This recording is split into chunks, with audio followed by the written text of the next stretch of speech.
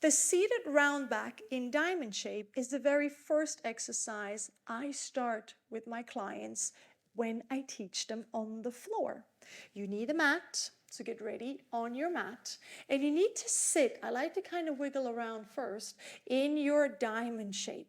And I'm having my hands somewhere on my thighs, wherever I feel I can rest them the best. For me today, this is where it is.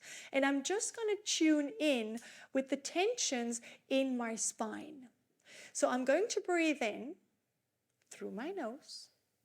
And then on the exhale, I'm going to cup myself and round myself into my inner thighs, like I want to dip the very top of my skull into a basket or into a bucket. And then I'm going to inhale and I'm going to come back up. So at the same time as I'm doing this, exhaling, emptying my lungs, I'm wringing out my lungs.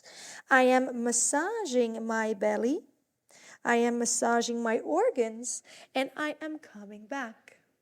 One more time. Inhale. Exhale, you start with your head, nodding your head, following like a domino effect through your spine, through your shoulders, through your pelvis, cupping your body like a dome around your legs. And then again on the inhale, you come back up. Now this can be done in a fast way, exhaling and inhaling, exhaling and inhaling, rubbing my skin, rubbing my fascia, and inhaling. Or it can be done in a very slow way for you to really feel your back.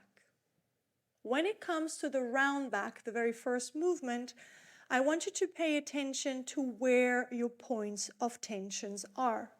We are addressing the whole back body, which is the body and the muscles which keep us upright the entire day.